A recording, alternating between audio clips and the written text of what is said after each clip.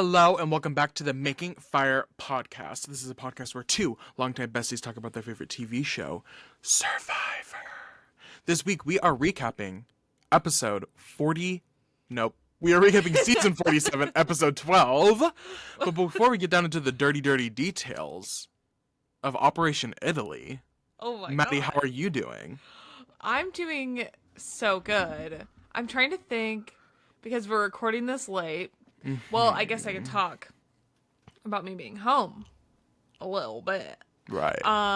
We did not get to record last week because I went home for my winter trip home. I got to see Riley and all my family, and it was a great time. Don't forget the best part of we did go and get Applebee's. Well, yes, I was gonna get there. Oh, sorry. Okay. So I did go to a concert, and it was so fun. Got to see Billie Eilish again. It was a crazy night. You just had to be there. But the number one thing that I did, I'm just kidding. There were so many number one things that I did. I'm Sue. That was my number one favorite thing that I did that night at that time. Right. We got to go to Applebee's with our friend Anna, and it was so Long-time fun. listener of the pod. Long-time listener of the pod, back from New Zealand, so we can just talk regular forwards. We don't have to try and talk backwards anymore. And I stand by, first of all, that Applebee's is better than Chili's. Number two, Applebee's has the best chicken tenders in the business, but not even just like the fast casual restaurant chain business, the everywhere business. I've never had better chicken tenders, and I mean that with all of my soul. They're so good. So I miss those. I was just telling Riley before recording that I want Applebee's right now, but unfortunately the closest Applebee's is like 40 minutes away, which is a bit too far for just like a Friday night. I want Applebee's craving. Unfortunately, I do have a Chili's within 10 minutes of me. So Did you just say unfortunately you have a Chili's near well, you? no, like I'm happy about that, but I wish they could be swapped.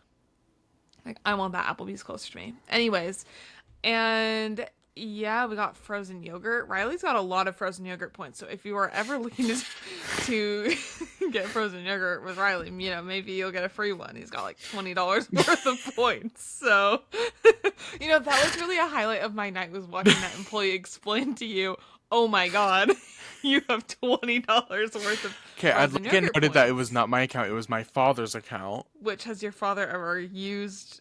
I don't know. Well, your father's going to go ahead and not even have the account set up. That's so true. And the cashier went ahead and gave me a good 5-minute rundown of how to sign. My friends were already eating theirs, and I was just standing there being like, right. Yeah. So that was my trip home. It was so fun. How was your week? Well, I'd like to say something that I feel like would resonate with our audience, specifically, one viewer that I know loves to tune in, because I'd like to talk about, a sort of a bad experience I had with chicken recently.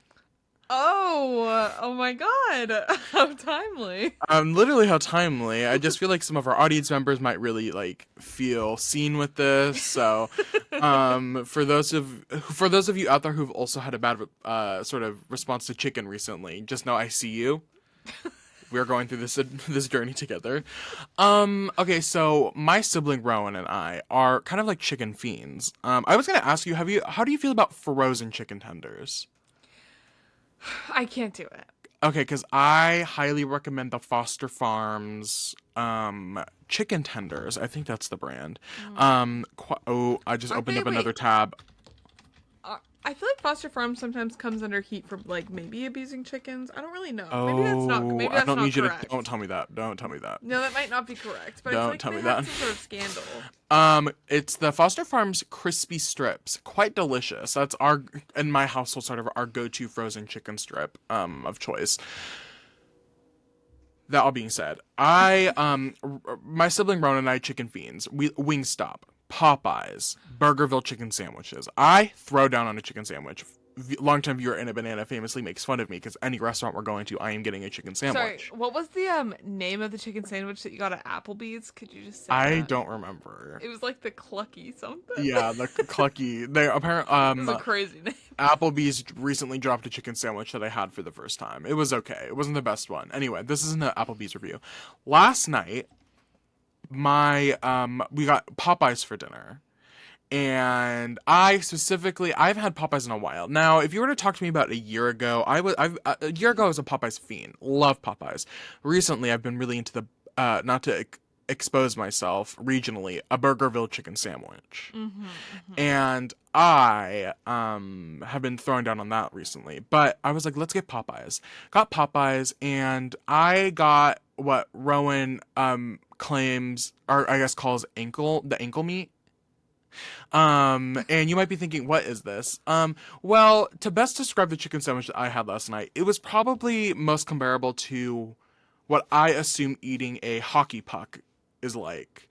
And but a hockey puck sort of like made of rubber.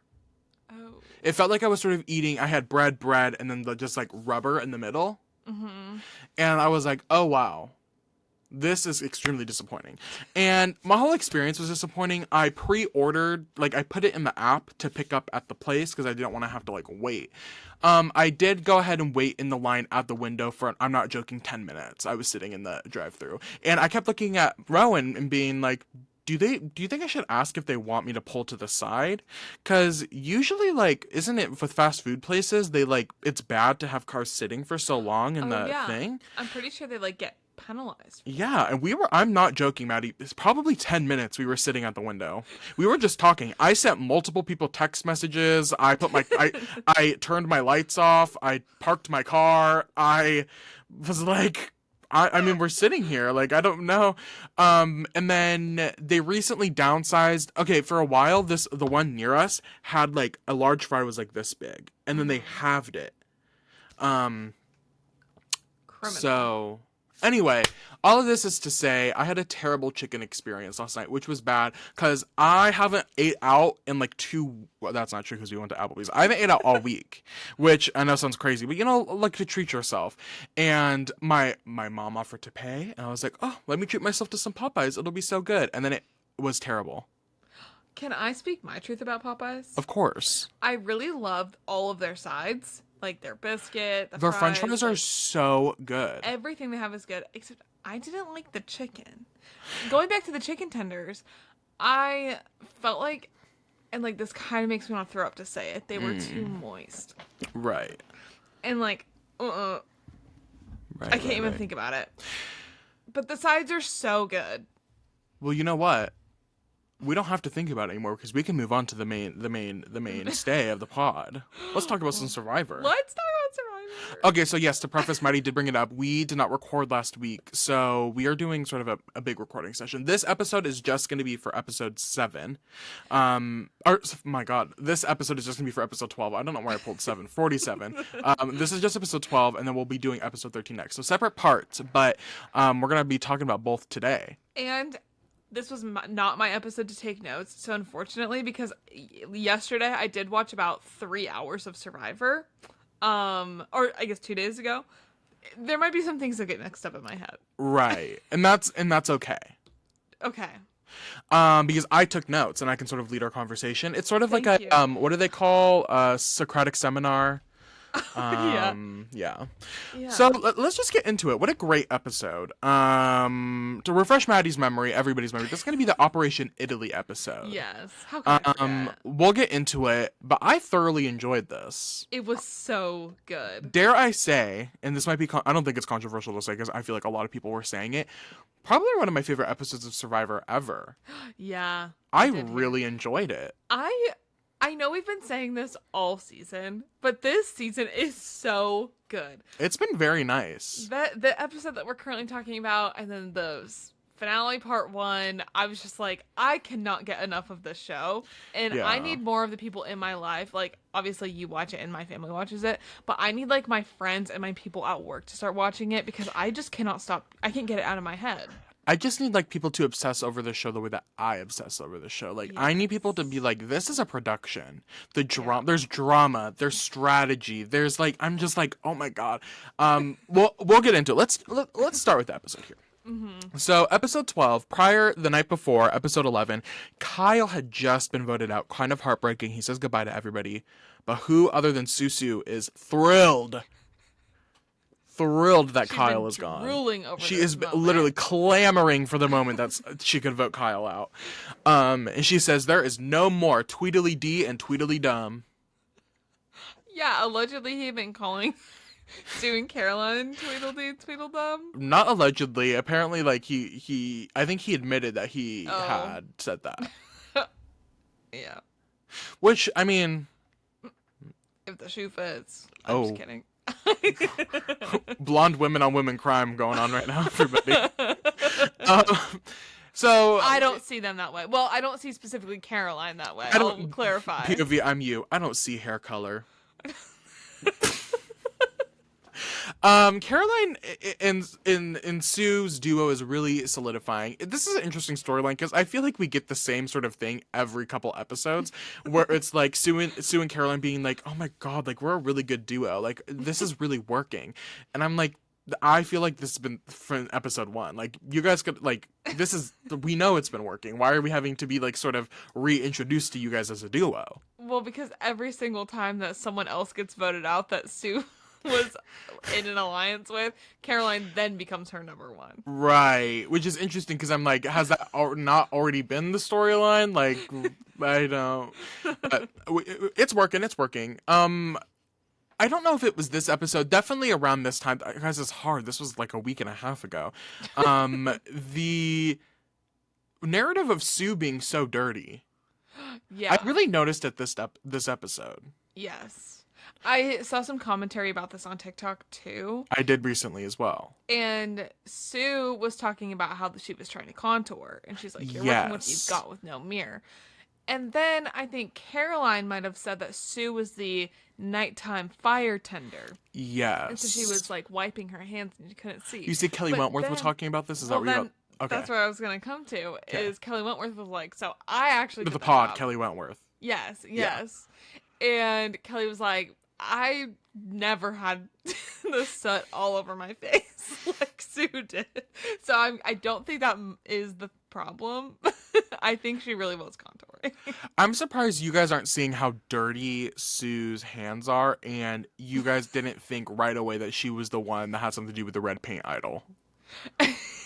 Which oh my god. We'll get to that next episode, but the queen of using dirt as contour, like, so interesting. It got to the point, it extended past Survivor to the point where one of my friends who knows about Survivor, but she's not like an avid watcher, messaged me on TikTok, sent me a video of somebody talking about Sue, and said, "What is this person talking about? Is there somebody doing their makeup with dirt?" And I was like, yeah. She was like, "Can you explain to me further?" I'm like, there isn't really more to explain. That's what's happening. She's using dirt as makeup. Yeah. Well, she is only supposed to be 45. Yeah. No, I'm not going to say that. Okay, yeah. Say it. Okay, so does she not have work done on her face? What do you mean the filler isn't natural a little sill. looking? Okay, no, I'm not saying it's not natural looking. But what I'm saying is I'm like, if you have sort of a built-in sort of filler thing, I'm like, do you really need to contour? Because it's already kind of like without the thing, like I can already see your cheekbones are... Like, there's structure there. Like, it's not a bad filler. Like, it looks good. I've seen worse. Yeah. Have you watched RuPaul's Drag Race? Anyways, Sue's looking a little dirty, but good for her for taking initiative, I guess. Genevieve's doing an apology tour. She, in the midst of trying to save herself and Kyle and Sam, you know, she was throwing Andy under the bus. She was throwing Sue under the bus. She was throwing the people under the bus that she really felt were sheep. And she was like, we need to get the sheep out. And so she's apologizing to Andy. And we get the scene where Genevieve is like, I don't want to be seen as icy anymore. That doesn't interest me. And she has this realization that she can't act big anymore. She needs to calm herself down. She needs to seem smaller to not attract a target on her back, which I think is really smart. I think it's really reflective. Genevieve does a lot of reflecting this episode. It makes me sad how sad she seems about being so cutthroat in the beginning. Yeah. Because I understand where she's coming from. I also feel like at some point you've got to just own it. Yeah, at this point, if this is the narrative that's been formed around you, you kind of just have to roll with the punches a little bit. Yeah. But it is sad. It makes me sad thinking, I'm like, I hope this doesn't ruin her Survivor experience, because I would love to see Genevieve on Survivor Yeah. 50. I think she is such an interesting character. I was seeing people talk about that too, of how they hope Genevieve comes back, and I was also thinking, like, I hope she's not feeling really bad about everything. But I also I don't know. I don't want to speak on other people's experiences in the game. Right. But I think from a viewer perspective, it didn't feel as cutthroat as it might have felt to people playing. To the actual people like, playing, yeah. You can see how much it affects Teeny. Mm-hmm. And, like, We're obviously, we'll get there. Yes, we will. And, like, Keyshawn and maybe others as well. But, like, at the end of the day, and I know it's really easy for me to say this as someone who has not played the game, but, like, it is a game, and you do kind of, like, that is a way to play the game. And I don't necessarily think it's a wrong way to play the game. And, like, I'm sorry that your feelings got hurt. Obviously, it wasn't personal, but I feel bad. I'm sad that Genevieve feels so bad about it. I think that's the luxury of us watching. Like, yes, I 100% agree with everything you just said, that to the people she's playing with, she is cutthroat. But to us, I'm like, Genevieve is not a cutthroat player. A cutthroat player is somebody who unabashedly does these things without any remorse. And Genevieve very clearly has remorse for the things she's doing. Yeah. So it's not as, like, black and white as Teeny is trying to make it out to be, or other people in this game are trying to make it out to be. Like, Genevieve very clearly has emotions, and has perspectives and feelings on what's going on. So, and at the end of the day, I feel like how you play the game, it's your shot to win $1 million. yeah. But then also, if you really have upset these people so much and then they end up on the jury, then they won't vote for you. Like, I feel like in a lot of ways there are kind of like checks and balances with that. So, Okay, political science major. right? We go onto the beach, and we're sticking with Genevieve here. Genevieve is ready to talk to Teeny and sort of debrief what's been going on. Genevieve and Teeny have had a very rocky relationship this season, all the way back. And I don't know if you remember the Keyshawn vote, possibly. It's not talked about a lot, so I know you might have. You mean my winner pick? But it stems to that, and Teeny is fed up with Genevieve, and the weird thing. Okay, no, let's talk. I'm gonna just go through the sort of conversation that they have, and then we can debrief the conversation, because there's sort of a couple points that go back and forth here. Mm-hmm. Genevieve is sitting down with Teeny, and Genevieve is trying to push the narrative that Rachel is the front runner of the season, that getting Sam or Genevieve out will sort of benefit you not at all. Rachel is the one that's running the show, and she needs to be the one that goes. Teeny responds to this and says, so what you're saying is you would not vote for me over Rachel. And Genevieve says, no, that's not what I'm saying. But what I am saying is that it's not necessarily a slam dunk for you to win if you're sitting next to Rachel. And Teeny says, that's a threat. And I got flashbacks to Roman Saul. So, yes. Said, are you threatening me? I said, this cast does not really understand what is and is not a threat. Because I'm so sorry, Teeny. And what I don't want this conversation to be is a shit on Teeny hour, because I feel like Teeny has been getting a lot. Teeny's got enough of that. And in future Teeny moments this episode, I'm actually going to step in and defend a little bit. So because I'm not planning on defending, so we'll be a good match with each other. But again, I'm not here to shit on Teeny, because she has got online and whatever. Like, it's not that at the end of the day, it's not that serious, and I don't GAF. So I'm like, whatever. But I was like, that's not threatening. There was not an ounce of a threat in that. She was just telling you, and honestly, Genevieve did not have to tell you that. Genevieve, if I'm Teeny and I know that Genevieve is going to be a potential juror, Genevieve does not owe it to me to tell her what her perspective of the game is. No. So I'm like, that wasn't was not really a threat. That was sort of just Genevieve answering the question that you proposed to her. And furthermore, of course, what reason does Teeny have to have Genevieve as such a secure vote if they make it to the final three? This is what I am. Okay. Should I jump? This whole time. Should I jump or okay, let's finish this. Let's keep that thought. Keep that thought and we'll come back to it. Keep that thought. I'll try my best. I'll bring it back up in a second because I have a similar thing later in the episode. So Genevieve then, after Teeny says, that's a threat, Genevieve responds and goes, that's a fucked up thing to say. And tells Teeny to her face that Teeny manipulates emotions. And this is, mind you, the words that I'm saying, you might think this is a very aggressive conversation, but this is happening very calmly. Like, neither of them are, like, raising their voice or anything. Like, it's very, like, and the Genevieve cuts are of them, like, laughing, kind of. Like, Genevieve looks at Teeny and goes, that's a fucked up thing to say.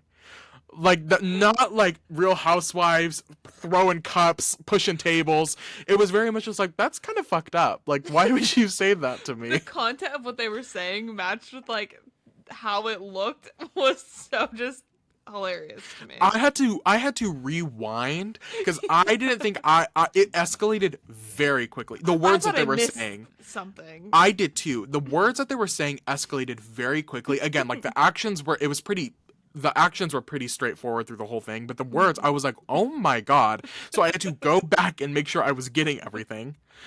So Jen says that's fucked up thing to say, and that Teeny manipulates emotions. Obsessed with calling her Jen.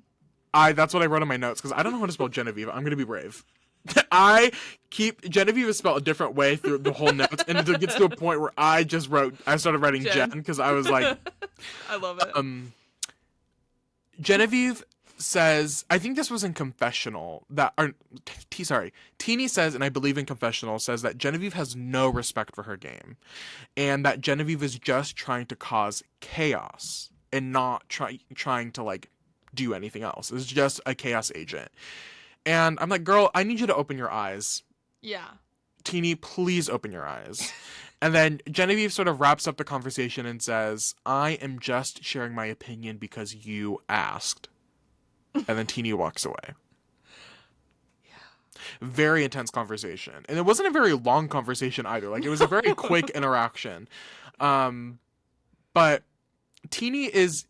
So the conversation wraps up. Genevieve doesn't really get anywhere. I think her mind entering this conversation was very much trying to bridge that gap with Teeny and push Rachel's target, but Genevieve clearly knew that she did not get anywhere with that, and Teeny left this conversation very heated.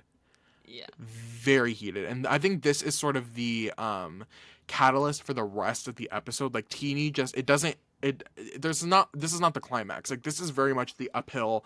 Teeny's getting more and more and more escalated. And I cannot defend this part.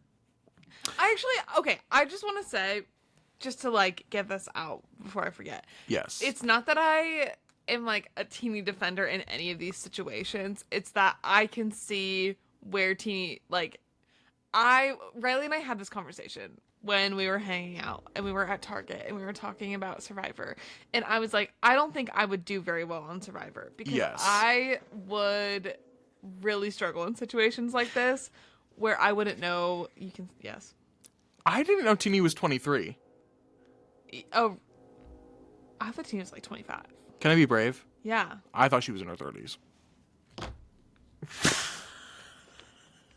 No, I didn't think she was. Definitely later 20s. I think 30s is too much, but I did not think she was 23. Teeny's a year older than me, and that I think I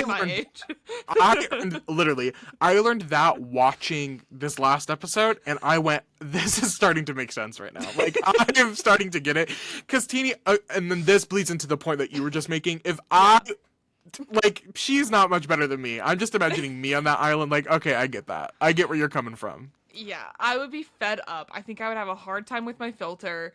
And, like, Do I think Teeny is wrong in all of these situations? Yes, 1,000%.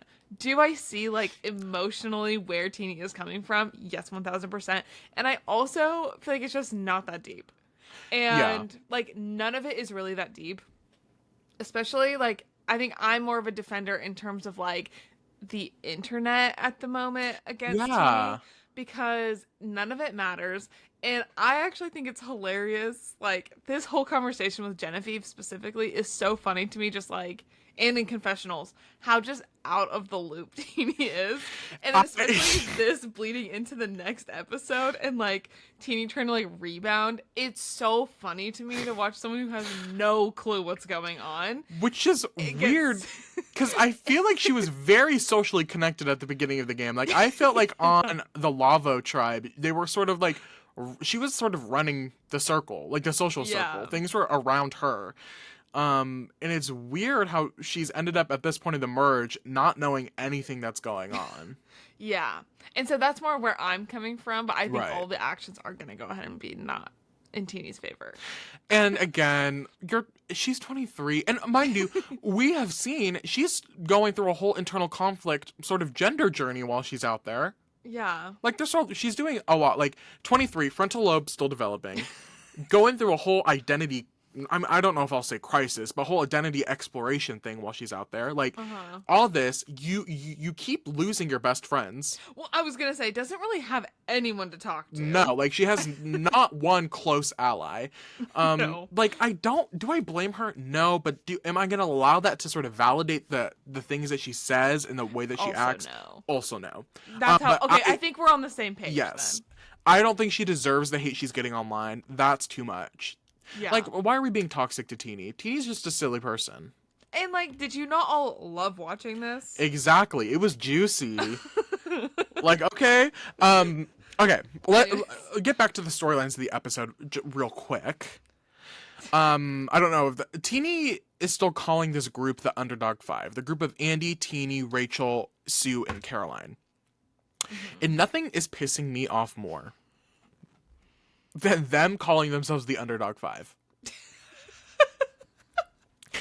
You guys are not underdogs. In a group of at the final 7, when you are in an alliance of 5 people, you are not an alliance that has successfully voted out a person, 2 people at this point. You are not the underdogs, babe. You are the people in power. Yeah, I would maybe call actually the other group the underdogs because they have everything against them. Right. Some of them for no reason. Right. Like Sam. So I'm like, what truly is going on at this point? And I wrote that Sam and Genevieve are not that scary. I need y'all to be so for real. Genevieve is done being scary. Genevieve has been done being scary. Right. I'm like, what has Sam done? That is this target. I'm like, you guys, y'all like got rid of his duo day 1, day 2 of the merge, and he's just been flopping on the fucking beach. Like, I really don't know. I don't know what's going on, but it's every time I hear them call themselves the Underdog Five, I lose a brain cell. I'm like, I need you guys to be so for real. Like, in this, I'll loop back to it later in the episode, but I'm like, you cannot possibly think, like, it's Rachel not about you.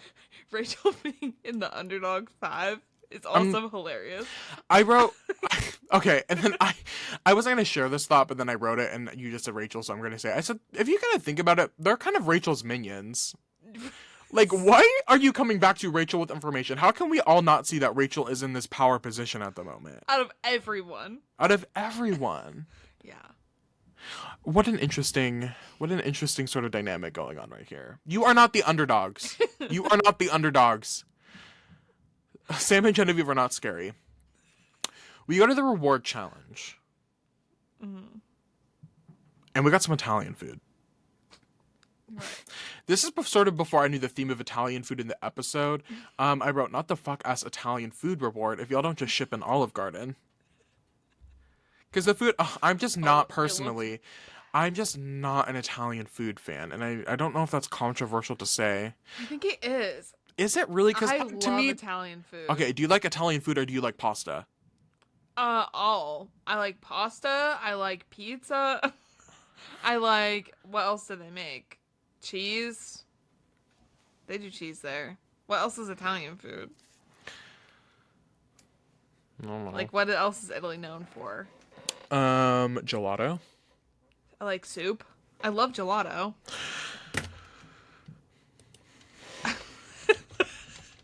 Can I name more Italian foods while you're searching?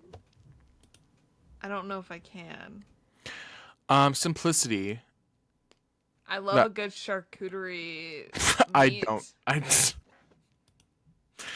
know if Cured that. meats. Okay. Oh, I cannot pronounce a lot of this. Okay. I think these are mostly just different types of pasta. Exactly. And I don't like pasta. Right. Pesto. That's a pasta.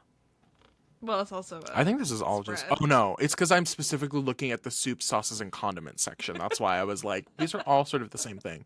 Bread, creams, Ding. common pizzas, pasta varieties. I'm on Wikipedia right now. Pasta dishes, rice dishes, fish dishes, That's where you lose me. fish, Yeah. meat dishes and cured meats, vegetables, eggplant parm. Sure. Is that American? Nut dishes, chestnut pie. Okay, we're done with that. Hazelnuts. Wine. Nutella? Isn't that Italian? So we're just gonna move on here. So I'm gonna go ahead and say I do like Italian. I'm gonna go ahead and say I don't. So, and you know what? We got our bases covered there. We got the whole sort of thing. I don't. I'm gonna be brave and say I don't remember what this challenge was. They had to. Sam won it. It was they had to throw the ball. They had to crawl through the sand a little bit, and they had to like take the pole thing through the metal. I think that was the reward. That was the reward challenge, or that was the immunity challenge. Oh, was it? Yes, they had the balls, and they had some sort of obstacle course. Something with sand. I thought that's where they got the balls. I don't remember. Was it immunity? Was it a combined immunity and reward challenge? No. No, it wasn't, because Rachel won. It was the blocks. Okay, no, you're right. You're right. I was confused. The blocks were the immunity challenge. Yes, because Rachel won the blocks. Yes, Rachel won the blocks. Rachel won the blocks. Was that this episode? Why am I not? No, because Rachel won it with the balls. Next episode. Anyway, I'm pretty confident that they had to like. I don't know. I'm not confident about anything other than that. Yes, they. Guys, I'm sorry. I don't like watching the challenges, and I often go to the when I'm taking notes. I often use that challenges as time to go to the bathroom. You know, I think it's okay. We can move on. Okay, this is gonna go ahead and be episode 42. Okay, or fucking season 42. God damn it. It's okay. So Sam won the immunity challenge. Gag. Who was expecting that? And it wasn't immunity. I just said immunity. He won the reward challenge. Mm-hmm. And the reward was Italian food. Great. Pick 2 people to go on this immunity. Oh my God, this reward challenge. Mm-hmm. Reward. You know what? Guys, you're buffering and your computer has too. Guys, my computer is falling apart. Do you think you'll get a new one for grad school? I would love to get a new one for grad school. If I get into grad school, I've been telling myself that if I get into grad school, I'm going to buy myself a new computer. Okay, let me restart. Sam wins the reward challenge. Did you almost just say immunity challenge? Did, yes. Wins the reward challenge. Sam gets to pick 2 people to go eat Italian food at the place where good things happen, the sanctuary. Mm-hmm. Plus, they get to sleep there. Plus, and you're going to gag, wait till I tell you this, family letters. That's how I knew. I said, ooh, this episode is about to get crazy. Because people throw down for some family letters. Yeah. That loved one letters. That's insane. And I'm just like, I know you're setting Sam up right now, basically. Everybody that wins that reward challenge gets set up. Yeah. And Sam was set up. So here's what happens. He picks Andy and Genevieve. Instantly, I know Teeny is pissed. You can see the steam coming off of her. And Sam apologizes. He's like, I'm sorry. This is just what I had to do. And they go off. And they leave, and Jeff watches them, walks away, turns around and goes, well, now they're gone. How do you guys feel? Yes, Teeny. I don't remember what Teeny said exactly, but that made me cringe. I'm sorry. Okay.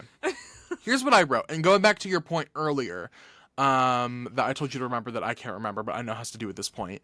I'm at this point I'm like annoyed by Teeny. I'm thinking, first of all, it's not all about you. Everything you're saying kind of makes it feel like you think that this is sort of a personal thing against you specifically, which is not the case. I don't think. No. And two, why would Sam pick you? Right. Like, I actually think out of all of them, Teeny would be like the lowest. The lowest. Why? Now, Teeny, why would Sam want to pick you? Let's break this down real quick. You guys have forced them on the outs that they know about. This isn't a secret alliance. It is very clear it is a 5-2 split. But they're the underdogs. The 5. You have forced these two out on the outer circle. You don't like him. And you have no interest in working with him. And you have audibly been like, I want to get you out. It doesn't interest me to keep you in the game. Yeah. So it's sort of all of these things. You guys have no real working relationship. I don't even know, do you guys even have a personal relationship? Like, what does that even look like? Other than both having played Mike... What's his name? Mike TV? Mike. Yeah. Yeah, Mike TV and the Willy Wonka movie. I'm like, what is the relationship? There, not really any. So, Teeny, why would Sam pick you? And you're making it seem like it's a personal Sam. It's not that Sam didn't pick you. It's Sam. It's that Sam like actively excluded you is what Teeny was making it out to be. I felt like. Yes. And I'm like, he could only pick 2 people, and I think it's safe to assume Genevieve automatically takes one of those spots. Yeah. So then it's only one other person, and you're right. On the list of the 5 other people, I don't think Teeny is in the top 4. No, because Andy's like the only one that it just makes the most sense. They've been together for so long, Sam and Andy. Andy clearly will do anything. Yeah. To keep himself in the game. You whisper. You have a whisper of you go flip, and Andy said, "What?" Right. Like I think it makes the absolute most sense to pick Andy. For Sam's game. And then what also irked me was this narrative that Sam and Genevieve are a tight duo. Sam and Genevieve are only a duo because you 5 forced them on the outs. They are a duo, mind you. You guys are a 5 out of comfort, out of wanting to push your game forward. Sam and Genevieve are a duo out of necessity to survive. And they're not even a duo. It's just they're the only ones left at the shelter to talk and commiserate of, well, we're on the bottom. And then they use that as evidence is what really pissed me off while watching this. They were like, this is a death sentence for Sam and Genevieve, specifically for Sam. They're like, this is a death sentence for him in this game. He should never have done this. Was he supposed to give up his immunity and let you 5 go? Or his reward and let you 5 go? Like, what did you want him to do? I'm sorry, what did you want him to do? And again, this is not, I do not want to shit on Teeny. I don't want to shit on Teeny. I really don't, because I get you. Girl, I get you probably better than most other people get you. I see you. You have been Teeny down. I have been Teeny down this season. Up until this episode. I get you, girl. I get it. I get the fantasy you're trying to sell right now, but it just does not. I'm like, I can't let this go without saying something because you are getting mad at scenario. It's getting very Republican core. You're getting mad at scenarios that you made up, that you sort of made up yourself. Like you're getting mad at things that you're making up right now. Like I don't. You're making it seem like Sam is out to get you, and it's not. And okay, back up. not all on Teeny, because everybody sort of had this response. Sue was very upset. Sue's response? No, Sue love was that very it was upset like too. Teeny with Sue hyping them up. Yes. Like Sue, Teeny, and he's ugly. Teeny. Literally, that's what they said. They literally were like, and you know what? He's ugly. Teeny did not act alone. Sue was not happy. Caroline and Rachel kind of took a backseat a little bit, but none of the four of them were happy. They were all, I would say they all equally had displeased. Were all displeased with Sam's choice, but I think Sue and Teeny were sort of the amplifiers of that. I mean, we heard Rachel be happy that she didn't win. Yes. The challenge and have to pick. And so I think she even was like, that kind of outweighs it for me. I'm fine with how this went down. Because, now everyone's mad at Sam. No attention is on me. And I think that really is a great example of how on a different level Rachel is playing this game right now. Like everyone else. Rachel very clearly just wants to win the game. She has no other. Rachel wants to do is win, and everybody else has these stipulations and has these other like, well, this, and Rachel's like, I don't care what happens as long as I get that $1 million at the end of the season. Yeah, she's like, I don't care that I don't get to eat this because I didn't have to make the choice that makes people mad at me. Yeah, and hold it against me potentially in the end. Love that for her. So that happens. And it was wild to watch. I was like, I was having a hard time watching that. We cut to the sanctuary where good things happen. Mediocre things happen? No, good. Sorry, it's going to go ahead and be good things happen. Oh. Right. Can you cut that real quick? So when I say we go to the sanctuary, will you say where good things happen? Oh, okay. Okay. So we go over to the sanctuary where there's a car waiting for them. No. It's fine. It's fine. So go ahead and cut that part out and actually just put on the original one. Can you do that? Okay. Got it. So we're at the sanctuary where good things happen. No, I got it. I got it.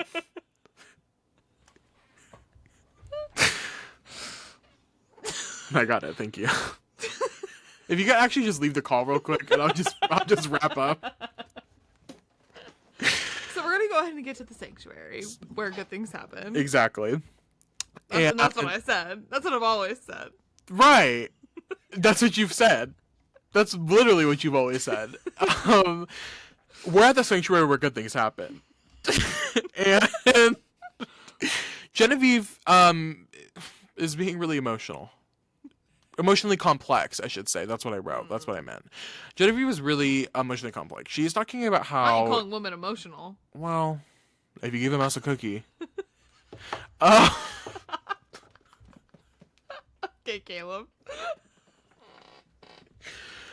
Okay. Genevieve is being emotionally complex. And she is just explaining, she's like, guys, I didn't want to be this like icy person out here. I had no interest in doing that. But after the Kishan vote. You know what?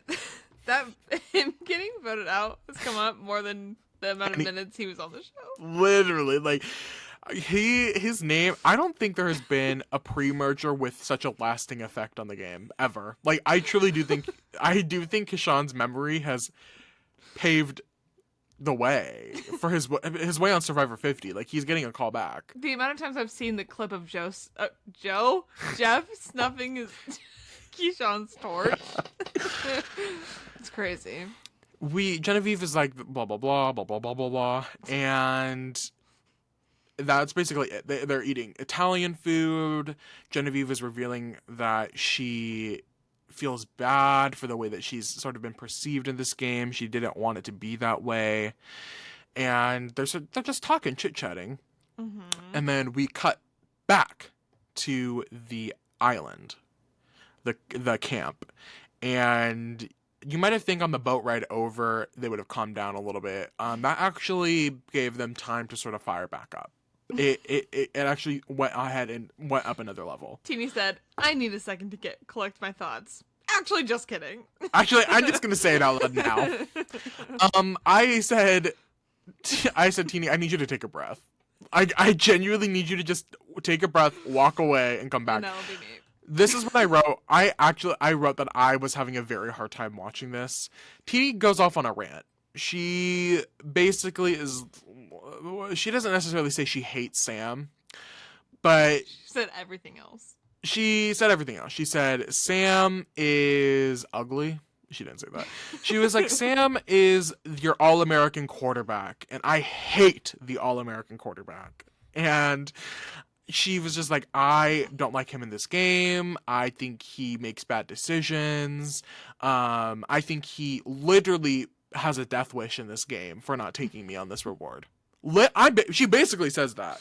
I don't know if she necessarily says death wish, but she basically is like, he is going to his own funeral tonight. Yeah. He is getting voted out. For this? For not taking me on the reward. I'm just like, why would Sam want to, not to go back to the point we just said, literally, why would Sam want to take you? Yeah. Why do you deserve to go on that reward more than anybody else? Have you not gone to, like, the past, like, you've eaten. It's not like you're hungry.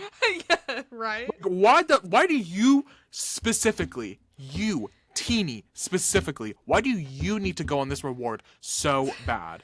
And you know what? I think also where I was like, oh, defend Teeny earlier, comes from, like, I feel like I've also had these delusional rants before about things where, like, maybe I'm in the wrong, but right. I just need to get it off my chest.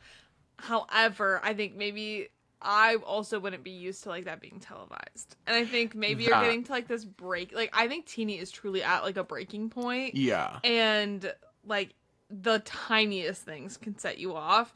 And, like, you know, in normal life, this wouldn't be recorded. It wouldn't be, like, a golden television moment that everyone would be talking about. Right. So I think that's where I can, like, sympathize. It's like, yes, you are in the wrong, but, like, I get where you're coming from.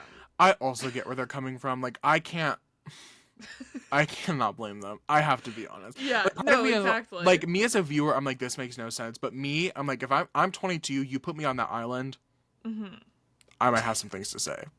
Exactly. Like, I'm sorry, I might request a meeting and just have some things to say is all I'm gonna say.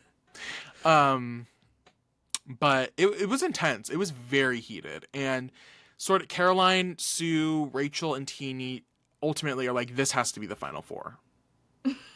Like, we have to solidify this moving forward. Like this is going to be the end game.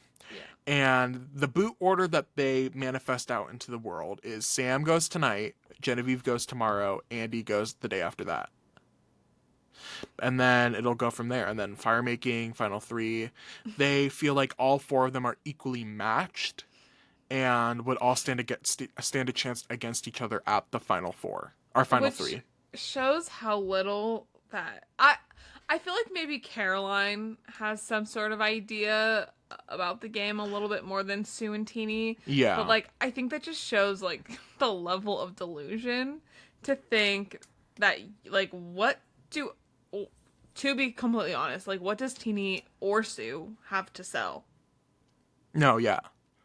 I think, Caroline, out of the four of them, I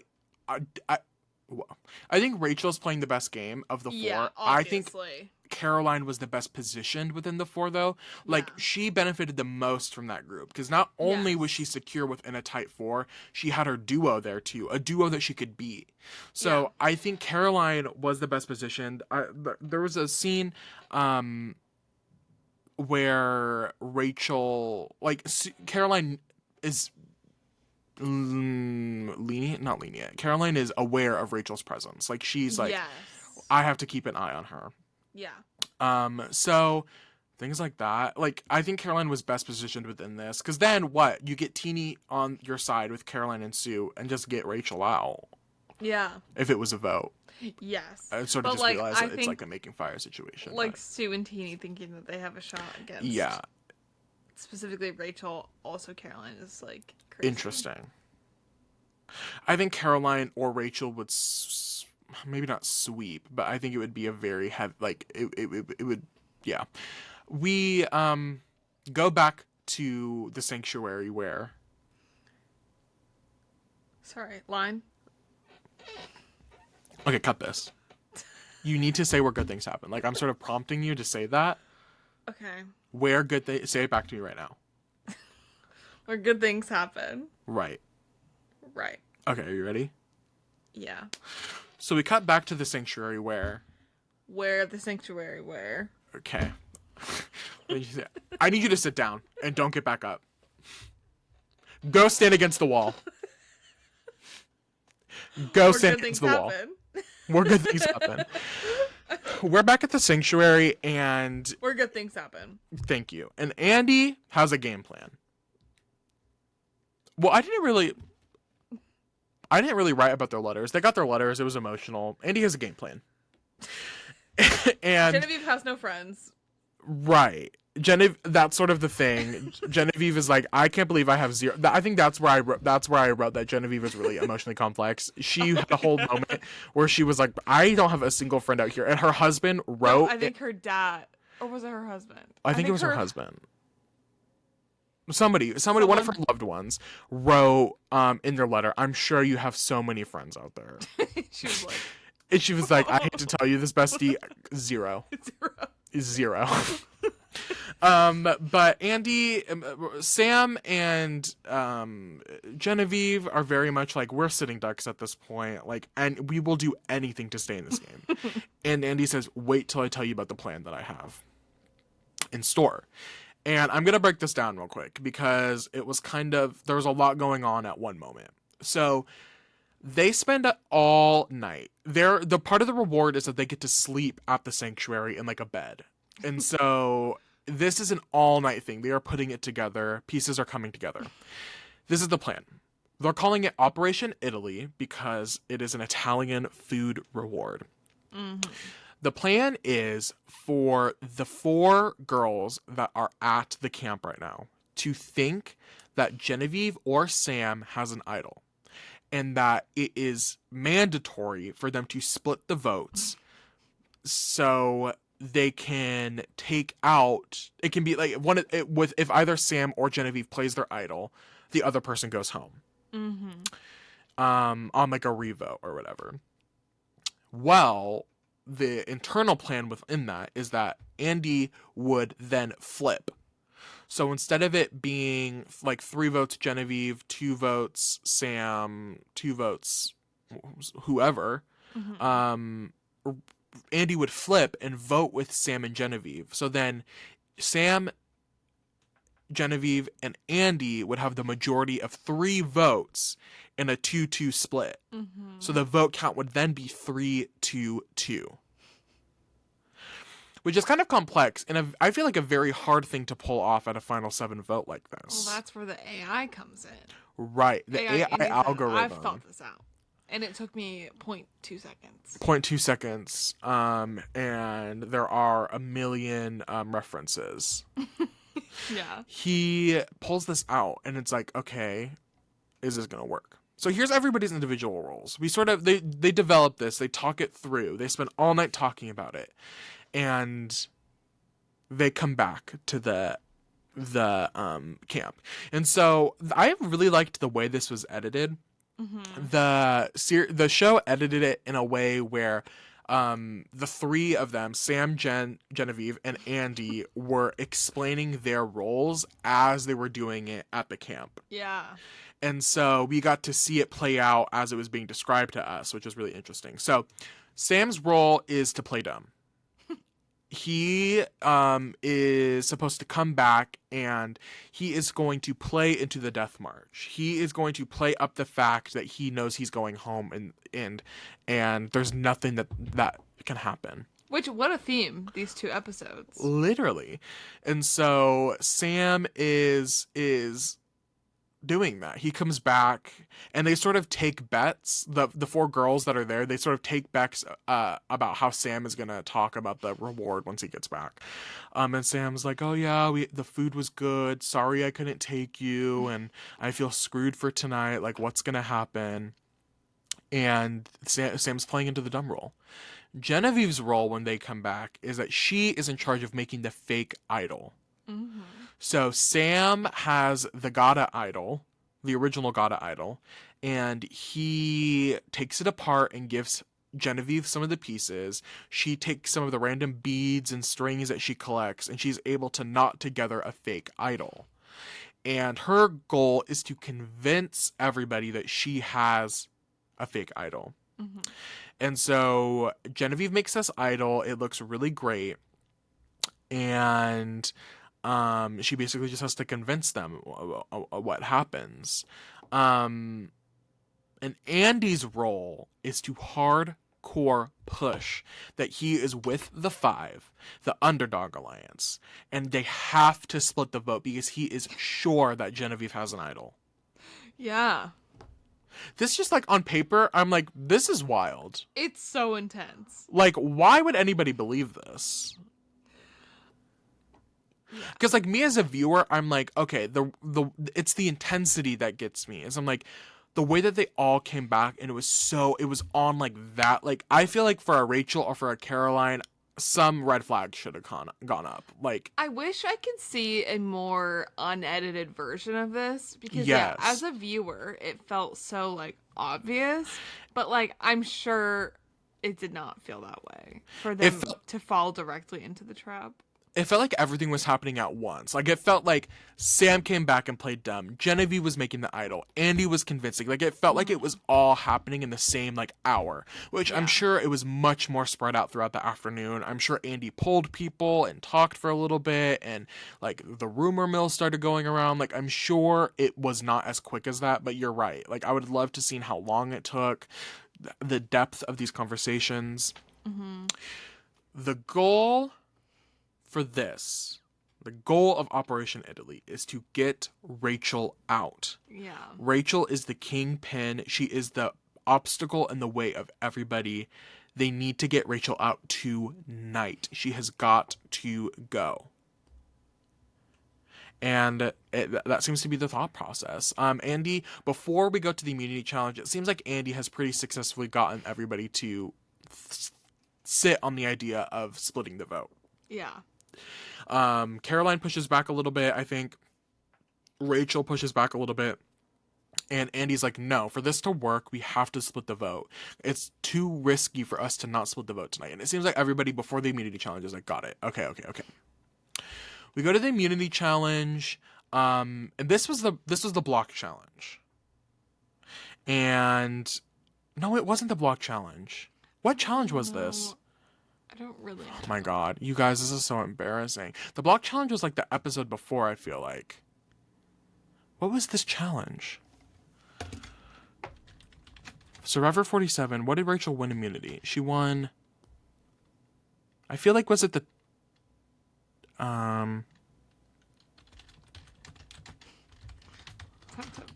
What challenge was it? I fully don't remember. Wow. Hopefully my computer doesn't blow up when I open this website. Let's see. Uh-oh. You're lagging. I know. Am I really? No! I can also look, but I think it's fine. The castaway follow a balancing task that requires dexterity. That's all it says. Was this the ball one? Bowl? Ball? Ball? Which ball one? Wait. Oh, this is where they have the ball at the end, and it has to roll in, and there's a bunch of different divots, and they have to roll two balls onto the divots. Okay, yeah. Yes. And Rachel pulls it out. There wasn't really a challenge. Like, she kind of just does it. I think Andy or Sam was behind her, but for Operation Italy to work, Sam and Sam and Genevieve could not win immunity. Mm-hmm. So it had to be one of the five. Unfortunately, it was Rachel. But Operation Italy is flexible. It's still a go. AI Andy accounted for anyone but them, really. Exactly. And they were able to figure it out. So Operation Italy is flexible. The game plan moves onto Caroline. Mm-hmm. Quickly onto Caroline. And I think the flashing of the idol sequence is too good. So Andy is trying to convince them that they need to flip. The underdogs are getting a little more iffy. They're like, why do we have to flip? If we're gonna do it, it should be a 4-1 split and not a 3-2 split. Like, it doesn't make sense for us to do a 3-2. Yeah. And Andy's like, it has to be a 3-2. It has to be a 3-2. And Teeny goes on her own investigation. She's like, I need to figure out whether or not this idol is real or not. And Teeny basically tells Sam that tells Genevieve that Genevieve is going home tonight. It's going to be Jen. And Genevieve is like, perfect. I need you to keep it that way. Mm-hmm. I know. And Teeny's like, what do you mean keep it that way? And Genevieve's like, just don't worry about it. Like, make sure you keep the votes on me. And Sam is there too, and Teeny's like, what is going on? Okay, but was Genevieve not the most suspicious person? Oh, so suspicious. I'm just like, again, as a viewer, we're seeing all of this, but I'm like, as a Survivor player, if somebody told me, like, it's just like the hunch, like, you have to be, if somebody is telling, like, oh, keep the votes on me, like, Teeny, and this is where I can understand why Teeny is so mad. Okay, I don't understand why Teeny was so trusting in Genevieve, but now I understand why Teeny was so upset with Genevieve, because for some reason, Teeny had so much trust in Genevieve. But, like, why would Teeny believe Genevieve? Why would, in a normal situation, Genevieve just be like, just vote me out. Just vote me out. I already know I'm going to be out, so just vote. Just keep...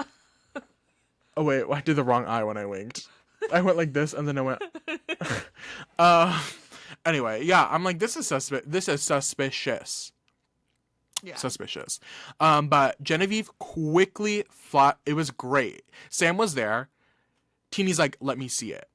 And Genevieve pulls out the idol, and then Sam instantly goes, somebody's coming, somebody's coming.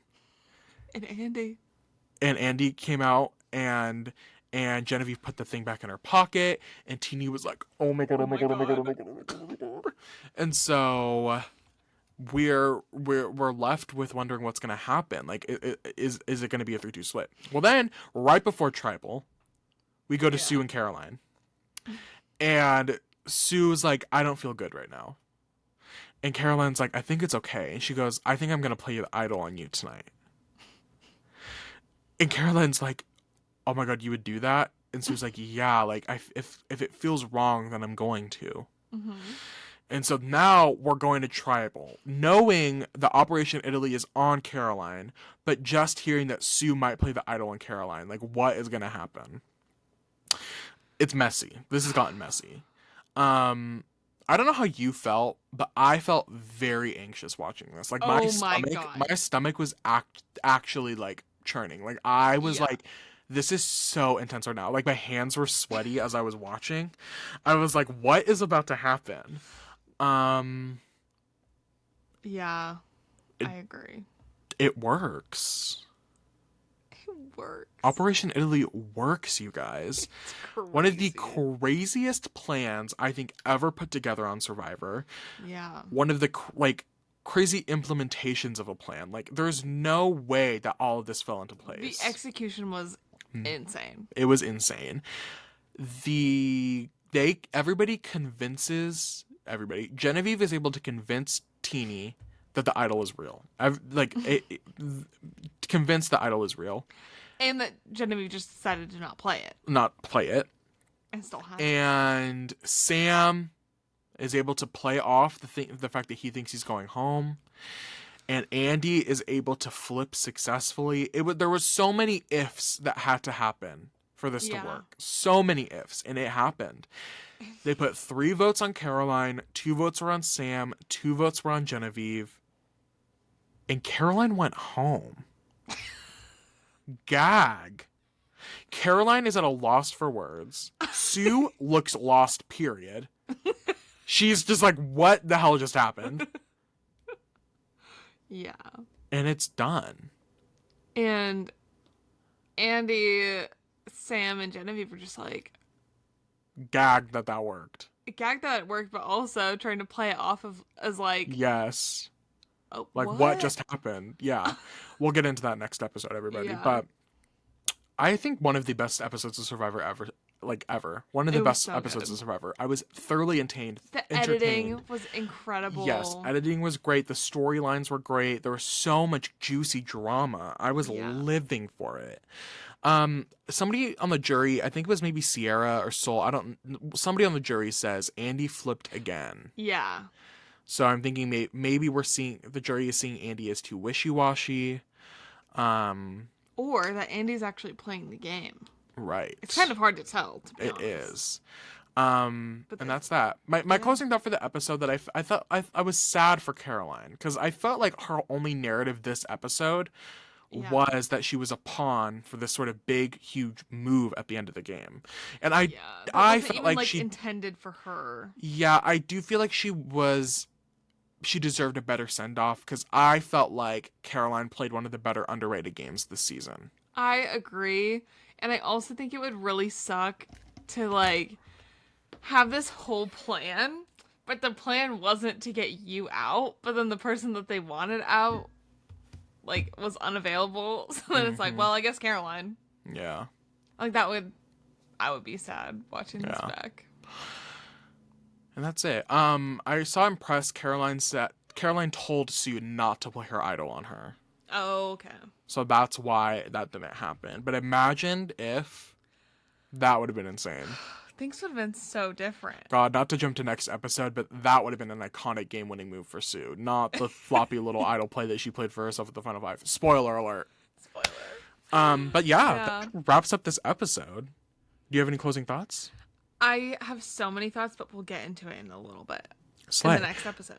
Well, I don't know. Maddie's gonna upload these. Edit them and upload them. I'm gonna get them up as soon as I can. So probably back to back sort of deal. Try to go from this one to the next one. Sorry for the lack of content last week, but we're back. The season is ending and we are going. We'll announce. How about we announce what we're gonna plan to do over our break? I was supposed to look in. We'll talk about that before the next episode. Anyway, sorry, y'all, too many thoughts. Thank you for watching. Make sure to like, comment, and subscribe. Comment who your favorite underdog in Survivor history is, and you'll win $10,000. Oh my god. So. Oh my god. Get commenting, everybody. Like, comment, and subscribe. $10,000 in a kiss on the cheek. Well, I meant not US dollars. Oh no, like Monopoly money. Oh, not Monopoly money. You're gonna get. Well, just edit that part out. They don't need to know that. Okay. Thank you all for watching. If you want more content, subscribe to our ever active TikTok, Instagram, and Twitter. Yeah. At Making Fire Pod. Subscribe to us on here, and we will get back to you with more content. It's coming up soon. Thank you all for watching, everybody. I can't wait to see how this turns out.